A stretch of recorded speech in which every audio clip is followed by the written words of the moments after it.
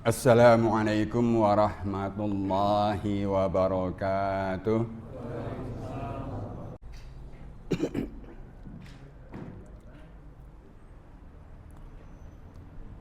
Alhamdulillahi rabbil alamin. Alhamdulillahi hamdan katsiran kama amar. Nahmaduhu wa nasta'inuhu wa nastaghfiruh. ونعوذ بالله من شرور أنفسنا ومن سيئات أعمالنا من يهده الله فلا مضل له ومن يضلله فلا هادي له أشهد أن لا إله إلا الله وحده لا شريك له وأشهد أن محمدا عبده ورسوله لا نبي بعده Allahumma sholli ala sayyidina wa habibina wa syafi'ina Muhammad wa ala alihi wa sahbihi wa sallim tasliman katsira amma ba'du. Fa ya ibadallah, usini nafsi wa iyyakum ittaqullaha faqad fazal muttaqun. Qala Allah Ta'ala fi kitabihil karim, a'udzu billahi minasy syaithanir rajim. يا أيها الذين آمنوا اتقوا الله حق تقاته ولا تموتن إلا وأنتم مسلمون. Shadaqallahul adzim. Para hadirin jamaah salat Jumat rahimakumullah yang berbahagia, sebagai khatib dalam ibadah Jumat siang hari ini, saya mewasiatkan untuk diri pribadi saya dan mengajak hadirin sekalian untuk selalu bertakwa kepada Allah SWT, untuk selalu menjaga dan merawat ketakwaan kita kepadanya. Jalan ini sudah kita pilih dan kita meyakini jalan inilah yang akan menghantarkan pada tujuan hidup kita yang sesungguhnya, yaitu mendapat ridha dari Allah serta memperoleh buahnya dengan menjalani untuk mendapatkan kehidupan yang hakiki, kebahagiaan yang hakiki baik di dunia maupun di akhirat. Hadirin sidang salat Jumat rahimakumullah, juga dalam rangka merawat ketakwaan kita, marilah kita perbanyak rasa syukur kita kepada Allah SWT atas berbagai macam anugerahnya yang tidak henti-hentinya dicurahkan kepada kita semuanya. Salah satu hal nikmat Allah, anugerah Allah yang sangat besar yang telah diberikan kepada kita adalah aneka macam petunjuk-petunjuknya. Utamanya adalah petunjuk yang diberikan kita dalam bentuk ayat-ayat yang terhimpun di dalam sebuah Alkitab yang disebut dengan Al-Quranul Karim. Dengan berpedoman pada petunjuk-petunjuk yang Allah berikan kepada kita di dalam kitab suci Al-Quran Karim tersebut, insya Allah hidup kita akan lurus, akan sejalan dengan apa yang menjadi ketentuan-ketentuan Allah Subhanahu wa Ta'ala. Ada banyak hal yang bisa kita petik karena memang kitab tersebut adalah kitab yang penuh dengan tuntunan kehidupan dan juga banyak sekali hikmah yang akan menyelamatkan dan akan membawa kita pada kebahagiaan yang kita inginkan. Makanya Al-Quran salah satu namanya adalah disebut Al-Kitabul Hakim atau Al-Quranul Hakim. Kalau Anda membaca Yasin, wal Quranil Hakim, demi Al-Quran yang Al-Hakim, yang penuh memuat hikmah. Ya. Kali ini saya ingin menyampaikan sebuah hikmah yang bisa kita petik dari Al-Quran tersebut, yang ini sangat-sangat bermakna kalau kita mau mengambil pembelajaran di sana. Di surat yang ke-18 itu ada namanya surah Al-Kahfi, yang kepada kita kaum muslimin itu dianjurkan paling tidak dibaca seminggu sekali, yaitu setiap hari Jumat atau pada malam Jumatnya. Kisah itu diawali di awal surah, yaitu dengan menyebutkan 7. Ada yang mengatakan 7, ada yang mengatakan 5 dan seterusnya.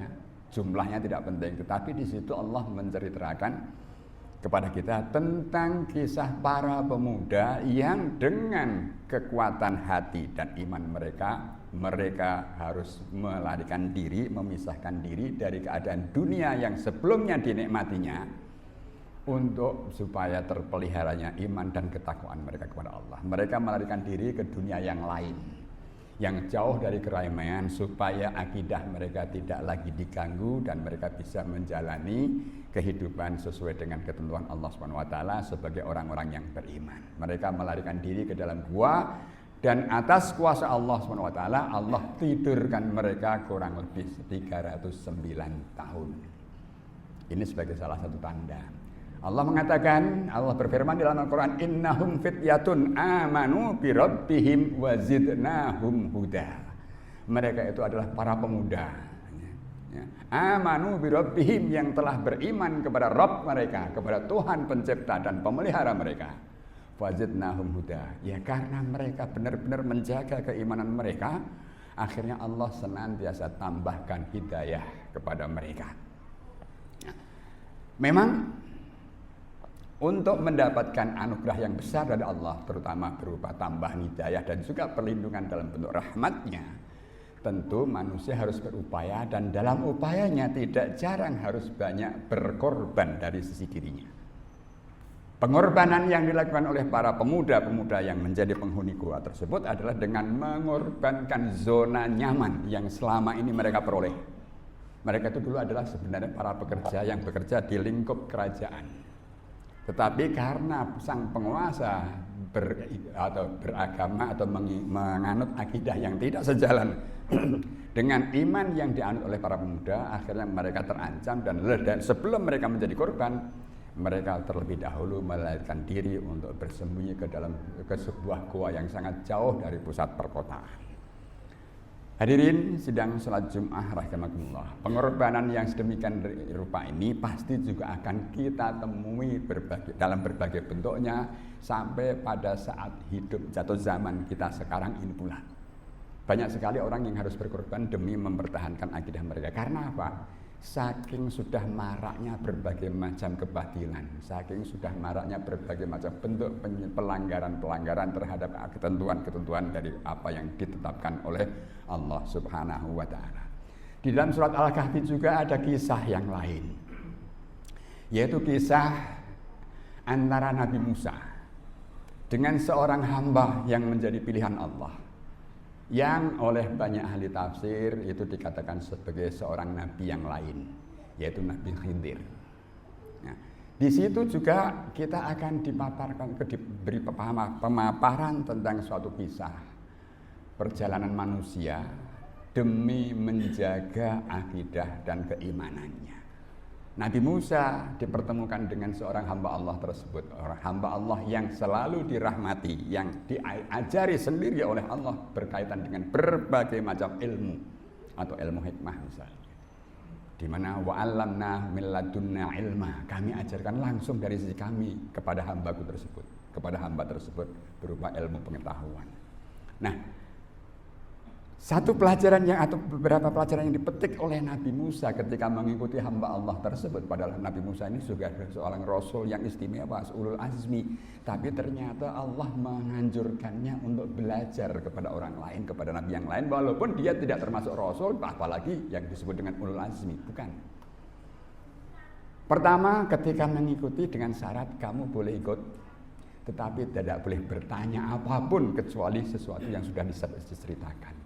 Bertemu, akhirnya mereka naik kapal. Ketika di tengah laut tiba-tiba kapalnya dibocorkan. Tentu ini di luar nalar, dan secara logika pasti ini mengancam keselamatan para penumpangnya.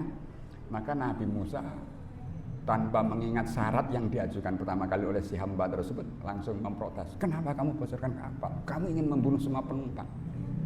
Si hamba Allah tersebut atau katakanlah Nabi Khidir langsung menjawab, iya kan, kamu gak sabar kan terhadap apa yang aku lakukan. Nah, ini perjalanan pertama. Yang kedua, dalam perjalanannya ketemu seorang anak yang masih kecil, yang belum akil balik. Tiba-tiba anak tersebut dibunuh oleh Khidir, oleh Nabi Khidir. Musa lebih heran lagi, kamu kok bisa-bisanya anak tidak bersalah, tidak punya dosa, kamu bunuh sedemikian rupa, ini perbuatan yang sangat mungkar. Iya kan, kamu nggak tahan lagi kan dengan apa yang aku lakukan. Sudah 2 kali melanggar janjinya. Yang ketiga, sudah berjalan jauh, capek, masuklah sebuah kampung. Mereka masuk ke dalam kampung, mereka ya ketemu dengan orang kampung, meminta supaya dijamu oleh orang tua kampung, paling tidak menghilangkan rasa dahaga dan rasa lapar serta kelelahannya. Tapi semua penduduk kampung menolaknya. Sampai di ujung kampung ditemuilah oleh mereka sebuah rumah yang sudah reot, sudah hampir roboh. Tiba-tiba Nabi Khidir ini memperbaikinya dan mengajak Musa untuk memperbaikinya. Lalu Musa mengusulkan, gimana kalau kita minta upah sama pemilik rumah ini aja? Nanti kita bisa belikan makanan. Nah ya kan, kamu tidak tahan lagi. Sudah 3 kali kamu melanggar sumpahmu sendiri atau janjimu sendiri untuk tidak bertanya sebelum aku jelaskan. Maka baiklah, inilah saat kita harus berpisah. Tapi akan saya jelaskan. Yang pertama, kapal yang saya bocorkan di tengah laut itu adalah milik para nelayan miskin yang mereka susah payah untuk bisa memilikinya. Dan sengaja aku rusakkan karena setelah saat itu kita akan melewati satu dermaga yang dikuasai oleh mafia, yang mafia itu semua akan merampas segala macam kapal yang lewat, yang baik-baik tentunya. Nah karena dibocorkan dan dirusak, akhirnya kapal milik para nelayan tadi selamat, tidak jadi dirampok, tidak jadi dikuasai oleh para mafianya. Selamatlah kapal itu dan para nelayan miskin tidak kehilangan sarana untuk mencari kehidupannya sebagai nelayan. Ini yang pertama. Yang kedua, ini yang lebih sulit untuk menjelaskannya, yaitu seorang anak kecil yang tidak berdosa tiba-tiba dibunuh. Nah, kamu tahu nggak, anak ini besok kalau dewasa ini akan menjadi anak yang sangat durhaka kepada orang tuanya. Dan bahkan ia akan memaksa kedua orang tuanya untuk menjadi manusia-manusia yang durhaka dan kufur kepada Tuhannya. Maka sebelum itu terjadi, aku membunuhnya dulu. Ketika aku membunuhnya pada saat itu, ia belum punya dosa dan ia menjadi ahli surga. Dan orang tuanya pun akan terselamatkan. Ia tidak harus menjadi seorang hamba yang kafir karena perilaku anaknya di kemudian hari. Yang ketiga, ketika ia memperbaiki rumah reot milik penduduk kampung yang orang kampung itu pelitnya minta ampun, dimintai tolong untuk minta air dan makanan saja tidak ada yang memberi. Kok tidak minta apa? Ketahuilah wahai Musa, rumah itu milik 2 anak yatim yang tinggal di desa itu. Kedua orang tuanya orang yang mukmin. Aku sengaja memperbaikinya supaya orang tuanya itu punya harapan nanti kalau anak-anaknya besar itu bisa kembali menempati rumah itu dan bisa mengeluarkan harta benda yang disimpan di bawah lantai rumah itu.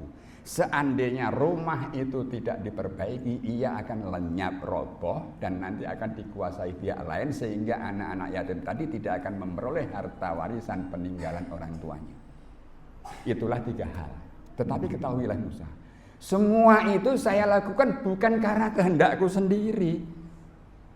Nah, dari penjelasan ayat tersebut, wa ma fa'altuhu an amri, aku tidak melaksanakannya atas keinginanku sendiri, itu berarti bahwa Allah lah yang menggerakkan dan memberitahukan kepada Nabi Khidir. Dari sini apa yang bisa kita peroleh? Bahwa yang pertama, untuk bisa menjalani kehidupan dengan baik, tentu kita harus memiliki sarana penghidupan yang juga bisa baik. Penghidupannya apa? Kalau itu digambarkan sebagai para nelayan. Untuk bisa menangkap ikan mereka harus punya sarana, ya jala, ya alat kapalnya dan seterusnya. Yang dengan itu mereka tidak harus menjadi peminta-minta, tidak harus menjadi pencoleng, tidak harus menjadi penipu dan lain sebagainya. Maka mereka bisa menjalani kehidupan dengan baik. Dan untuk bisa mempertahankan itu kadang diperlukan pengorbanan, dibocorkan dulu, dirusak dulu supaya tidak dirampas oleh pihak lain. Nah ini yang pertama. Kedua, ketika seorang anak kecil itu dibunuh, boleh jadi kita tidak bisa mengartikannya secara letterlek. Nanti kalau ketemu anak di jalan ini nanti jadi kafir, dibunuh saja. Atau kita punya anak kecil, dibunuh aja supaya masuk surga. Kan belum akil balik, bukan begitu.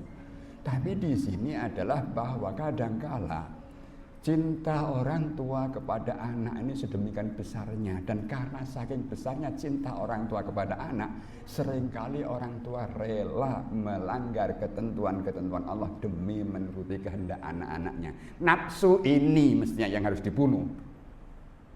Nafsu ini yang harus dibunuh. Bagaimana caranya? Ya monggo banyak cara untuk melaksanakannya. Artinya bahwa Memang seringkali ya, di dalam surat atau ayat yang lain Allah juga menjelaskan bahwa anak ini sangat berpotensi. Di samping pasangan hidup kita, ada anak yang berpotensi menjadi musuh kita. Artinya musuh kita itu adalah pihak yang akan menjauhkan kita dari Allah Subhanahu wa Ta'ala.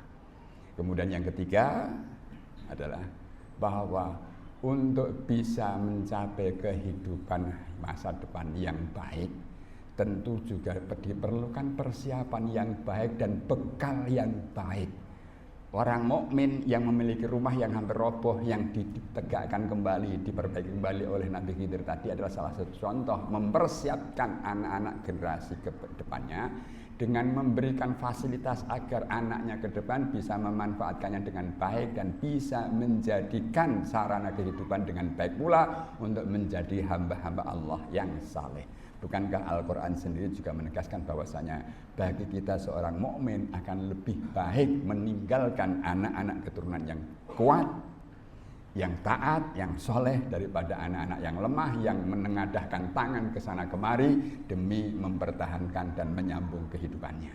Mudah-mudahan apa yang kita sampaikan ini terutama hikmah yang bisa kita petik dari sebuah surat yang kita baca setiap paling tidak seminggu sekali setiap hari Jumat ini, yaitu surah Al-Kahfi. Ada hikmah dan pembelajaran yang bisa kita ambil dari sana, dan semoga kita pun bisa mendapatkan pembelajaran yang berharga demi kehidupan kita serta kehidupan orang-orang di sekitar kita, dan terlebih lagi adalah kehidupan anak-anak keturunan kita ke depannya. Barakallahu li wa lakum fil Qur'an azim wa nafa'ani wa iyyakum bima fihi minal ayati wa dzikril hakim. Aqulu qali hadza wa astaghfirullah li wa lakum wa lisairil mu'minin fastaghfiruhu innahu huwal ghafurur rahim. Wa qur rabbighfir warham wa anta khairur rahimin.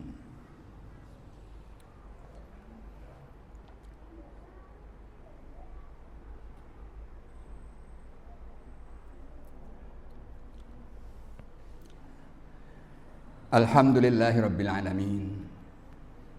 Alhamdulillahilladzi arsala rasulahu bil huda wa dinil haqqi liyudhhirahu 'alad dini kullih wa kafaa billahi syahida.